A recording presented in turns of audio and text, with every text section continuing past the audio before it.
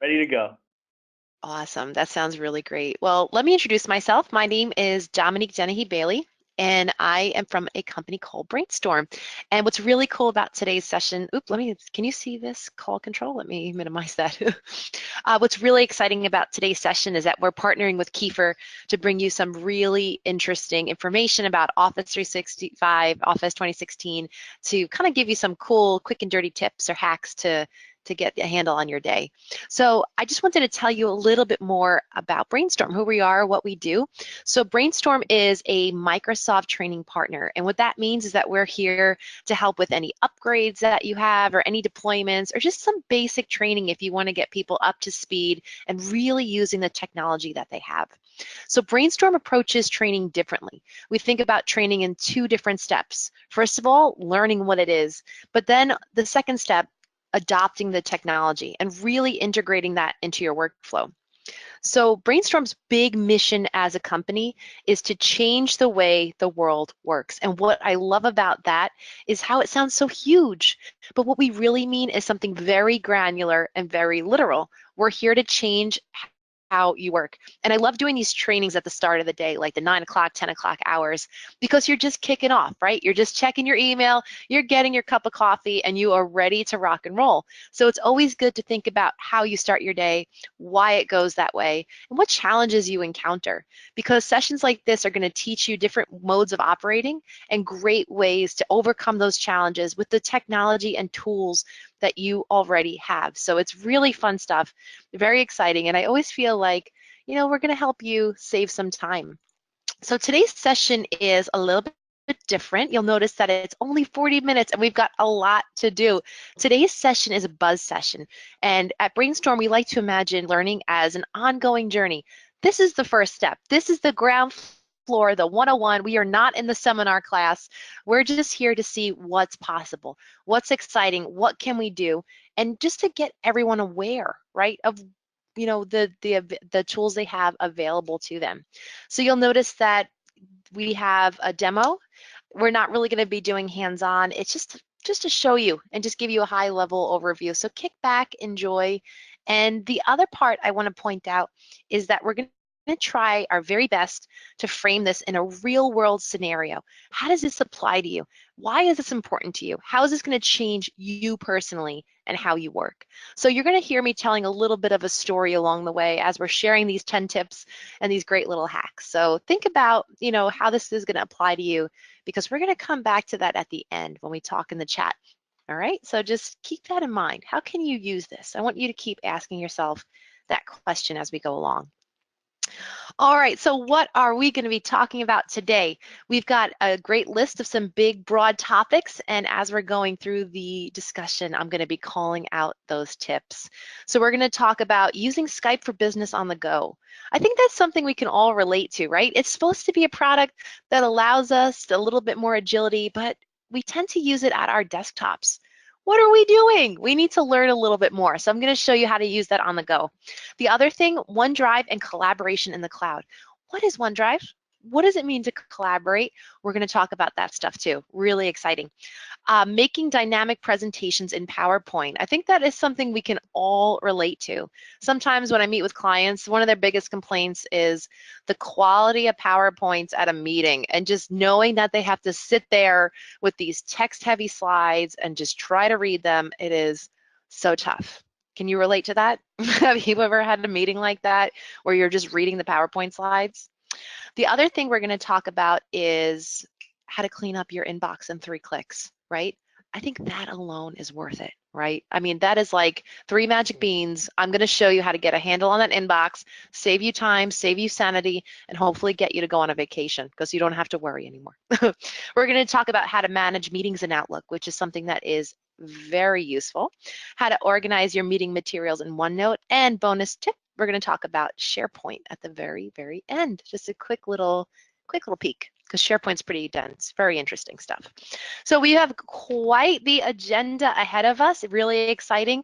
I love this. I'm so excited to share it with you and hopefully change how you work. So we're in the live demo. I'm going to switch gears. You're going to see my screen change. You're going to see my slides come down, And now we are in a demo environment. So a few things I just want to talk very quickly to about being in this test environment. You're going to notice one thing. I said my name is Dominique, but you'll see the name Amy. That's a persona. I know my name. I didn't steal Amy's computer. Okay, so you'll see that pop up, so don't worry about it. The other thing you're going to notice is that my mouse will blink, all right? So unfortunately, we're not in a classroom where I can, ask you to raise your hands or I could point to things. So just make sure that, if you see that, that's where I'm trying to draw your attention to. And it is not part of the 2016 suite, but if you want to learn how to enable that little tip, I could show you that at the very end, all right? So I think we are ready to get started. If you have any questions, we've got Brian standing by. He's ready to troubleshoot. If you have any questions specific to your organization, you can also ask him too. All right, so let's get started. We are going to do a day in the life with our persona, Amy. And Amy, like many of you, is at work bright and early. She's got a 9 o'clock meeting, 9 a.m. So she is in Skype for Business. How many of you are using Skype for Business? Are you guys using Skype for Business? If so, this should look pretty familiar to you. If not, I'll just give you a quick little soundbite to orient you in the tool. To my left, I've got my participants. In the bottom, I've got my chat. Welcome to our meeting. And then in the center stage, I've got all of my excellent slides that I'm going to use to tell the story about hiring our new vendors. We're working on this today. We've got to get this done by the end of the week, so we're talking about it in our meeting. The unfortunate thing is that, hey, it looks like we are over time and I have to run. How many of you have ever had that feeling before, where you're in a meeting and you're just over time and you can't stay, right? Some of our schedules are back to back to back, and it is very unfortunate, but it's a reality and it's really tough. So I'm going to show you the hack number one, what you can do when you're in this situation, okay? So what I'm going to do is continue the call, and that's going to allow me to get away from my computer because I could still talk. I just need to get to my next meeting, and I need a few minutes to take a deep breath of air. So what I'm going to do is I'm going to take this meeting that's going on right now, and I'm going to send it to my cell phone because I have Skype for Business app on my phone. How many of you have Skype for Business apps on your phone? Do you guys have those apps? All right, if you do, this is a really good tip. So tip number one, transferring a Skype for Business call to your cell phone on the go. So here's what I'm going to do. Watch very closely. I'm going to move my mouse in the bottom right-hand corner of the screen. And you'll see right there that I have something called call controls. The call controls are going to let me do a few different things. You'll see that to the right-hand side, I can switch the devices. Now, you might think, okay, that might be a way to switch it to the phone. This is actually going to switch it between the audio devices, your headset or your headphones or your computer speakers. What we are going to do, pro tip number one, is we're going to click on transfer. And what transfer will do for us is take this call and direct it to our phones. How cool is that? Will that save you time? Will that free you up to jump from one meeting to the next and actually have your hands free, right? You're not locked down to a computer. You're ready to move it and shake it. I love it very much. All right, so off I go. I'm going to send that to the call, and I'm down the hall, and I'm going to my next meeting. So I'm going to leave this one. All right, so at my next meeting, we're working on that vendor onboarding process. So what I need to do is jump into a conference room with my team. Let me ask you another question, because I think this is a pretty common challenge, all right? How many of you have ever been on a conference call with your team? Okay, you're in one conference room, you've got one conference phone, and you're working on a document. That's typical, right? You're usually talking to somebody, you're making some changes, you're internal, they're external, but then you need to talk to your team. Have you guys ever had that? And yeah, you're bigger, you're part of the bigger conversation, but you need to check in with Brian and say, Brian, is this on scope? Is this in our budget? Like, can we do this, right? You have to be able to ask those questions. So I'm going to show you another cool little hack that you can use to have a sidebar conversation, work on a document, and also engage in a really dynamic conversation if you're on the phone live. You guys ready? So my team in our conference room, we're going to use OneDrive to collaborate on a document that we're using for our vendor onboarding. So I'm going to hop into my OneDrive and I'm going to scroll down to find my vendor onboarding process outline. So by clicking on this document here, that will launch it in my browser. Now, for those of you who are not familiar with OneDrive for Business, let me give you a quick little soundbite to talk about OneDrive.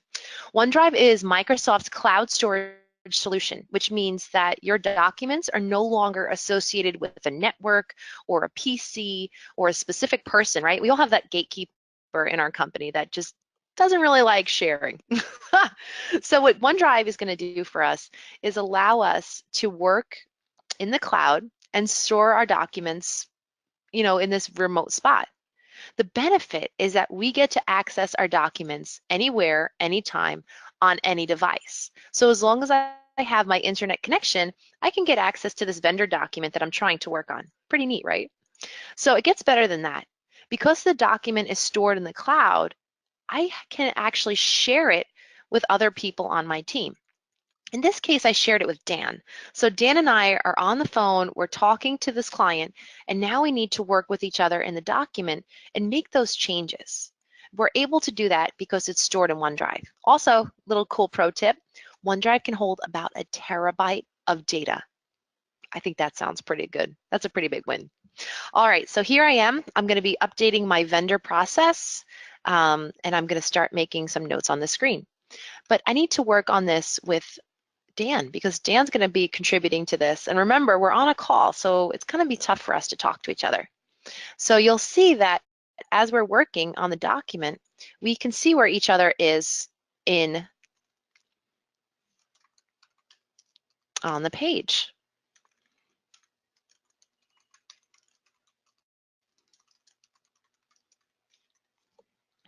And Dan and I can actually be working on the same part. We could be working on different parts.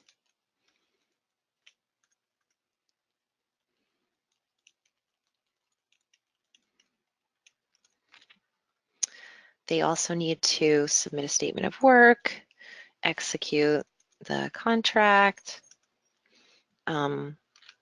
undergo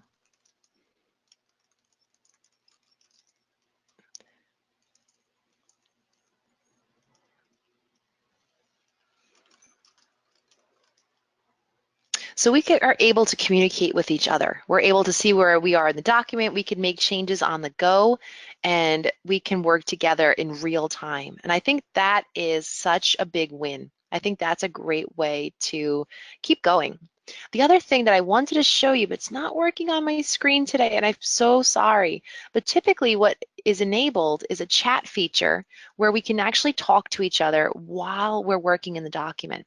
So if you have Office 365, check that out because you might have that chat feature enabled. Unfortunately, in my test environment today, I guess it's not there, but you'll see that you can actually talk to each other using Skype embedded in your document. So I'm working with Dan. We're able to make these changes on the document together while we're on the call, and we're wrapping up. Dan says we need to talk about this later. Please let me know if you can make these changes. So what I want to show you is the next move, how I could take this document here and then choose Edit in Word so I can continue working on it on my desktop.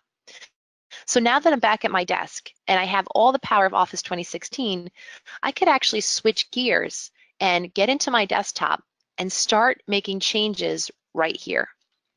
What's really neat about the changes that we just made is that, oh, there we are. I see that Dan is actually still in the document. So we could even continue editing on my desktop in real time. And we can talk to each other and make those changes. So some really great stuff, really great list that I have here to work with, and a really excellent way that I could take this now and change it into something a little bit more dynamic, not only in Word, but also adding this to our PowerPoint presentation. So I want to show you something called Smart Art, and I want to show you how you can use Smart Art to enhance your PowerPoint presentation and really make your presentations pop, all right? So also, I know I'm going pretty quickly. If you have any questions or any comments, please send them to Brian in the chat. He will be happy to help you. And that's a great way also to just get some of your feedback and think about how you can use this. How is this going to work for you? How is this going to change the way that your team collaborates, the way that your team communicates? So really, really great stuff. All right. All right, and here's an IM from Dan. So Dan is saying, hey, Amy, let's add that list. All right, so he wants me to add this vendor processing list to the slide. So I'm gonna say, okay, Dan. I'm gonna copy this, and now I'm gonna hop into my slide deck. So I'm gonna work with Office 2016 on my desktop right here. And I'm gonna jump into my PowerPoint. How many presentations do you give a week? Maybe one a week? Do you have like a weekly meeting? Do you have a standing meeting? What do your presentations look like? Think about the presentations that you're working with. All right, so here are the slides that we're working with for our vendor onboarding. It's time to make them really effective, all right? So here, I'm gonna give you 3 great tips to make your presentations pop. You ready? So here's some more, let's go. The first thing I'm gonna show you is how to take these really boring lists and make them more informative, okay? So what I'm gonna do is add a new slide, and I'm gonna put it right here, and I'm gonna call this slide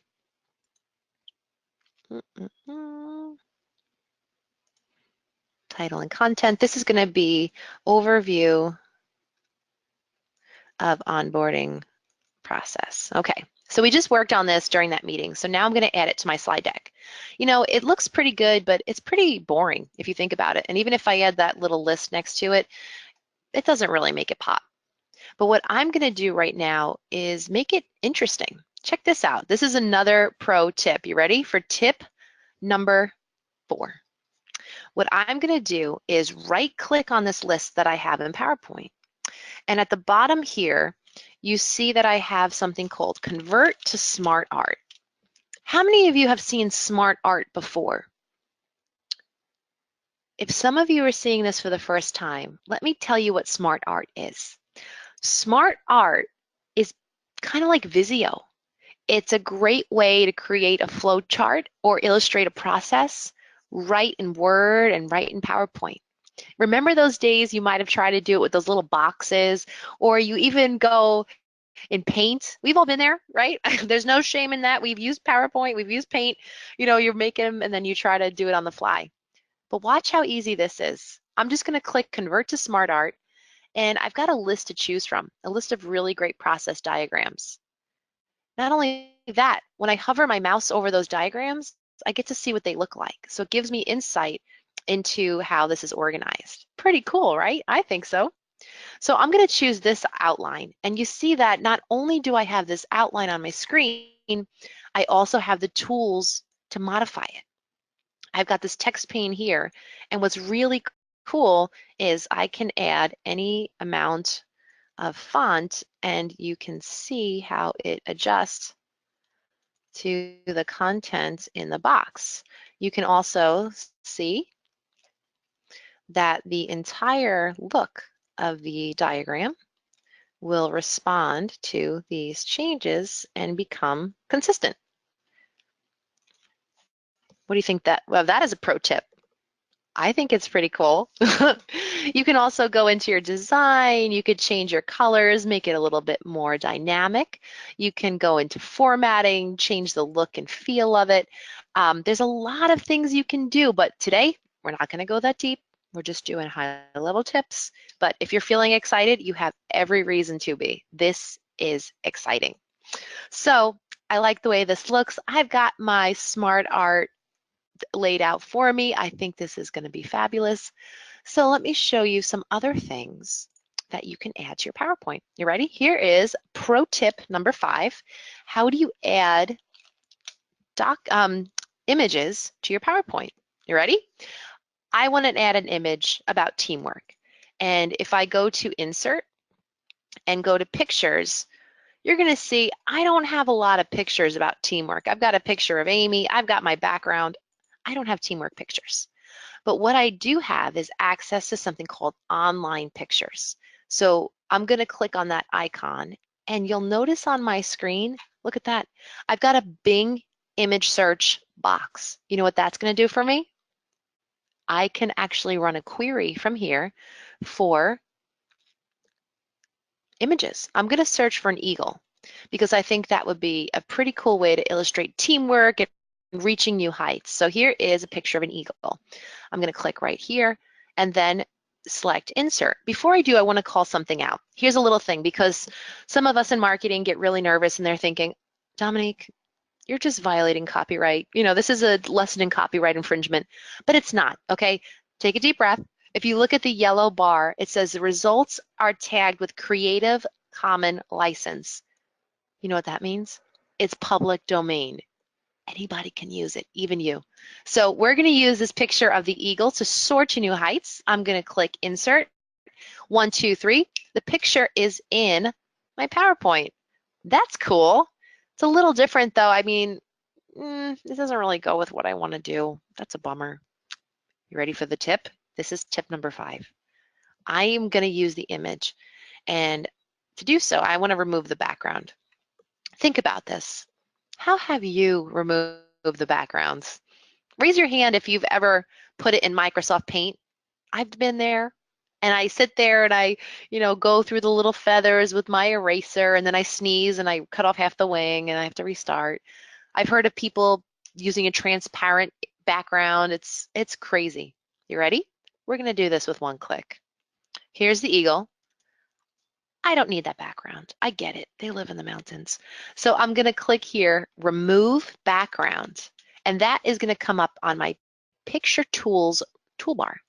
I click remove background, and it turns the background pink. Okay, well, what that pink indicates for me is that this is the area that will be removed. And I'm adjusting these dots to let the PowerPoint program know what I want it to keep. And you could see the preview in the left-hand slide pane. I am happy with this. This looks fabulous. So I'm going to click Keep Changes, and that's it. That is how easy I can add content into my PowerPoint deck with just one click. I think that looks good. I think it looks really good. But let's say that, you know what, you don't even know where to start, reaching teams as a new heights. You're not really sure where to go from there. So let me show you something pretty cool. Pro tip number 5, something called Insights and Smart Lookup. All right, check this out. So if I right click on a word like heights, I have this pop-up menu. And in my pop-up menu, I have something called Smart Lookup. So when I click on Smart Lookup, you'll see that on the right-hand side of the pane, I've got this pop-up, and it says, we value your privacy. And it's also letting me know that it's taking me to Bing. And what this is doing for me is running a search on the internet for the words on my page. So if I right-click on Team and go to Smart Lookup, I've got a picture of teams and teamwork. So if I want to add a picture of a team, I could choose from some of the results. And I think this is a pretty cool picture. When I click it, it's going to actually bring me to the results, but I don't even have to go there. If I right-click on that picture and choose Copy Image, I can add that right into my slides. Now, Smart Lookup is very intuitive, and if I want to do it again, let me show you really quickly. Duplicate slide. Let's talk about how smart it is. Let's do a little test. So my company is based in Utah. So we're going to make a sentence that sounds kind of goofy, but it's going to have to do with Utah. So we'll say fans listen to jazz music while they drive to the jazz games in Utah. Okay, Utah Jazz. I'll say the Utah Jazz games. All right. So watch this. When I right click on jazz and then go to Smart Lookup, guess what? I've got a picture of jazz. Jazz is a music genre. Here is a trumpeter. I think that's probably Satchmo. And we've got a lot of great info here. So I could even do research on the fly. Watch what happens when I right-click on the second occurrence of the word jazz. Oh, it's the same, but sometimes what it'll do is it'll correct the Utah Jazz and give me some info about the basketball team. So really interesting, very insightful, and a cool way to do some research on the fly and get some really cool tips. Here's a bonus.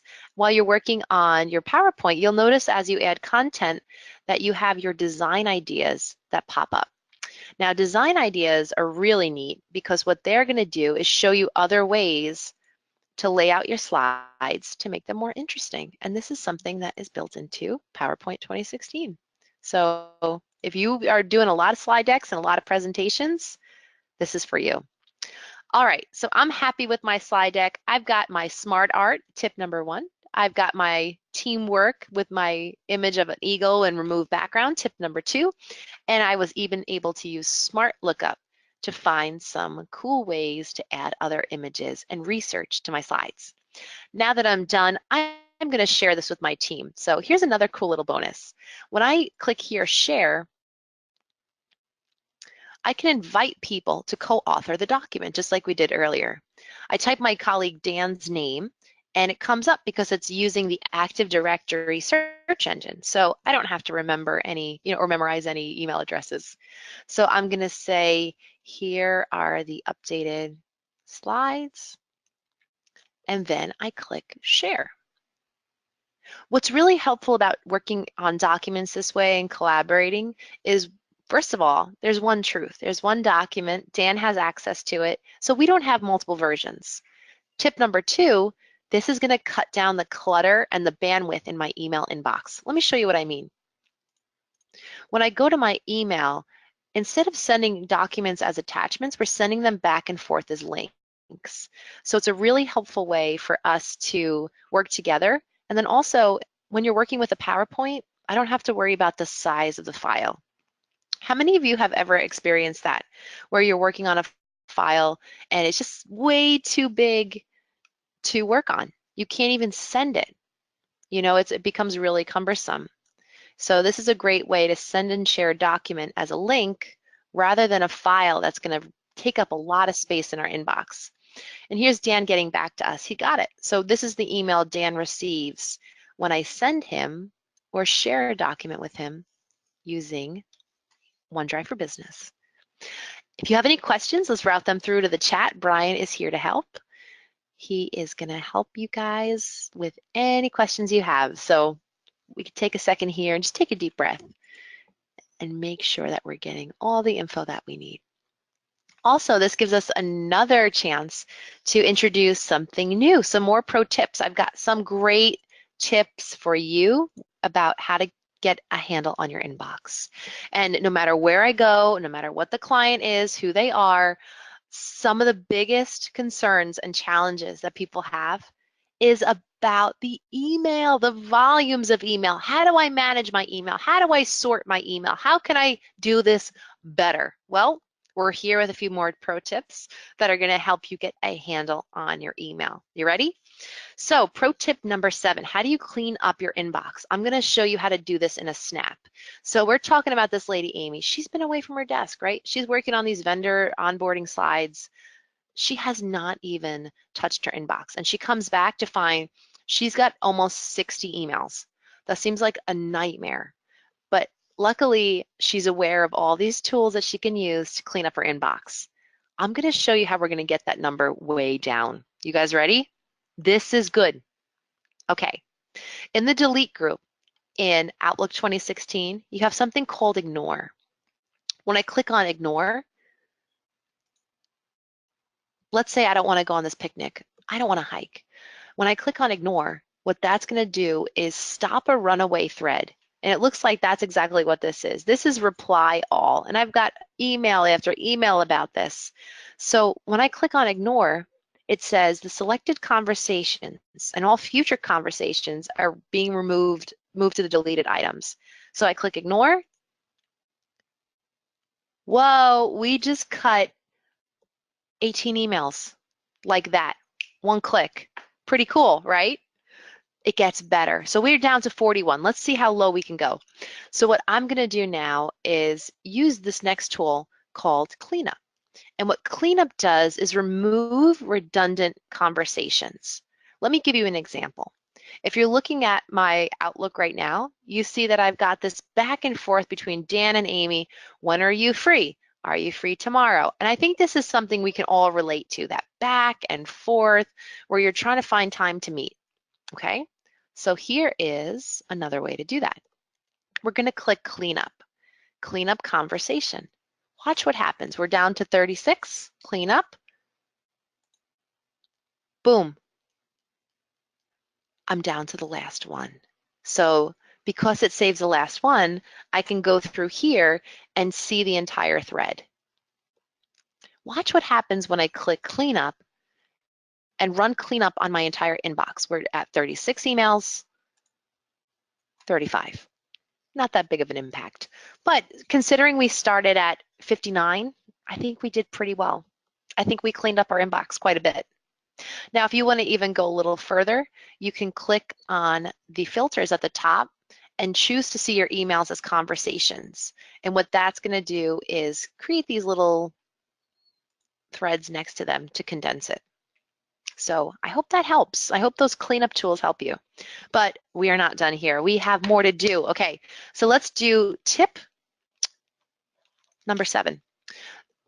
Dan wants me to set up this meeting, okay? We've all had experiences like this where you go back and forth. We need to set this meeting up. I'm going to do it with one click. Watch this. I'm going to open this email, and in the respond group, I have a tool called Reply with Meeting. When I click Reply with Meeting, look at what happens. Dan is in the subject line. I mean, the to line. The subject line is the name of the email. The location is up to me. The start time, he said 4 o'clock, and he said on Friday. So I can just turn this right into a meeting, manage the content, and then off I go. But I'm not going to stop there. I want to do one more thing. So here's a pro tip number 8, adding meeting notes directly into your meeting. How many of you have noticed this before, meeting notes with OneNote? When I click on meeting notes, I'm going to click share notes with your meeting. And instead of us all doing our own thing, I'm going to go to my vendor management notebook, go to meetings, and add a spot in my notebook. So with this link, when my attendees join my meeting, they can click here, and that will actually direct them right into my notebook. Let me show you what that looks like from the calendar side.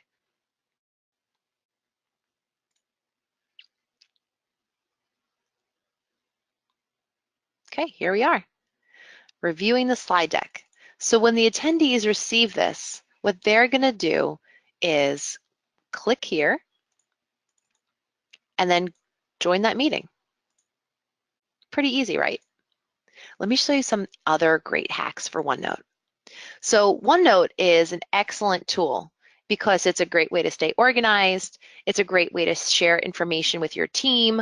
And it's a really effective way to have meetings where everyone is literally on the same page. I want to show you something really cool about how to manage those notes. When you click Add New Page, what you can do is add the details of your meeting to that page. Watch this. In the right side of my ribbon, I'm going to choose Meeting Details, and you'll see that it has the meeting details displayed. So I've got today's meetings, the daily touch point, manufacturing. So I'm going to get ready for my daily touch point meeting about the vendors. Check it out. What this did for me was add the content about the invitation, the participants. So now as I go through,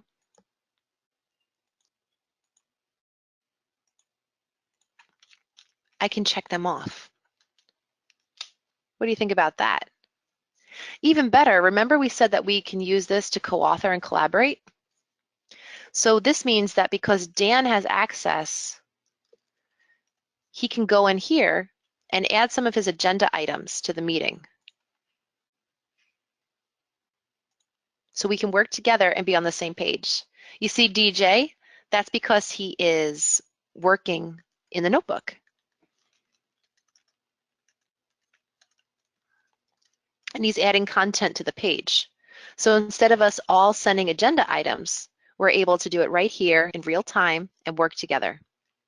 So here's another pro tip. Let's say that you're working with someone who, for some reason they haven't adopted OneNote, but you still want to be able to share meeting notes. Here's pro tip number 9.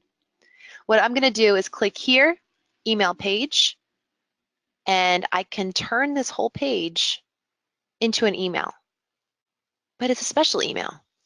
If you notice, it's got all of the content, and in the To section, it's got everybody who's added to the meeting right in the To section. So I could send it off, and there I go. All right, but there's one more tip I want to show you. Ready? So how many times have you gone to meetings and you have to add your slide deck, you have to print your meeting materials?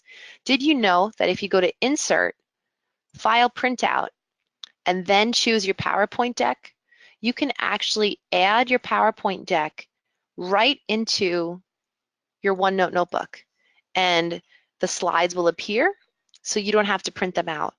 It's a great way to stay organized and keep your meeting content in one place and one time without worrying about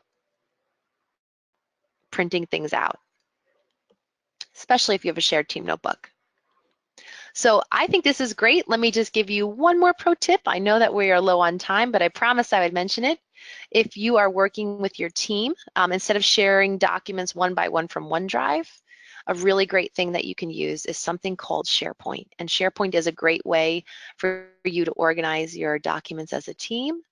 Go in and upload them to a shared cloud storage space where your team can access the content, see that PowerPoint deck that you were working on, and upload or download the documents that they need. So pretty cool stuff. Woo, that was exhausting. Those were really great 10 tips. We talked a little bit about sending, Skype for Business, sending calls from your computer to your phone. I showed you how to collaborate and co-author and even communicate while you're co-authoring. We talked about how to create dynamic presentations with smart art, using smart lookup to find even more images, and how to modify those images, removing the background on the fly. Then we switched to Outlook, where I showed you ignore, cleanup, and conversation view to get a handle on the flood in your inbox. I showed you how to reply all with a meeting, then how to attach your OneNote notebook to a meeting invite to keep everyone on the same page. Then we talked about using your OneNote notebook to organize meeting content, take effective meeting notes, and work together as a team. So we covered a lot of ground. So now I want to talk to you about how you can keep going and keep learning. We talked about that learning journey. So I want to talk to you about what you can do next. So because Kiefer has partnered with Brainstorm, we're bringing you Quick Help. And Quick Help is an online learning platform where you can go and access some really great tools that you can learn and continue your growth and use of Office 365 and Office 2016. So really great way to, share this information and bring it back to your team and hopefully share how your team works. The URL is right here, and if you get in touch with Brian, he could tell you where you can go to find that and find out more information. I'm going to actually show you really quickly on my screen what Quick Help looks like. It's a platform where you can go and type something like OneNote, and the search will give you a few different things. Skill paths, which are actually little courses you can take at your own time. Events, which are just like this, someone popping on and giving you some cool little workflows and cool little hacks. And then you can also go into content where you could find just a quick little video. What is OneNote? What was that thing she was talking about? So I hope this was really useful. This is really exciting stuff to share. I hope you guys are really looking forward to it, because I know that it's really going to change how you're working as a team. Thank you for your time. I know it's hard to get away from your desks, especially early in the morning, but hopefully these hacks will get you back on track, get your handle on your day, change how you're working, and help your team work better together. All right, so Brian, back to you. Do you want to wrap up? Yes, thank you so much. So if you didn't get the chance to write down that URL, no big deal, because we're going to be sending out an email that will have that URL available to you, and you can get signed up for that 90-day trial of Quick Help, which is really an awesome tool. We want to thank everybody for joining us today. We will look forward to maybe doing some more of this in the future. And I almost called you Amy, but thank you, Dominique, for your time. Yeah. I just got into it, you know. I started it gets confusing, yeah. I started to believe you for a minute. But I want to thank everybody for joining us. We do these webinars every month, and this is really well attended. I think the topic was something that people were very interested in. So hopefully we'll be able to do some more of this. And if you also, you will get a link to the recorded session. So if you ever want to revisit this at a future time, you'll be able to do that as well. Again, Kiefer Consulting. Feel free to reach out with any questions that you might have. And thanks again for your time today. Thank you, guys. Thanks, Brainstorm. All right. Thank you so much. Have a great day, everybody.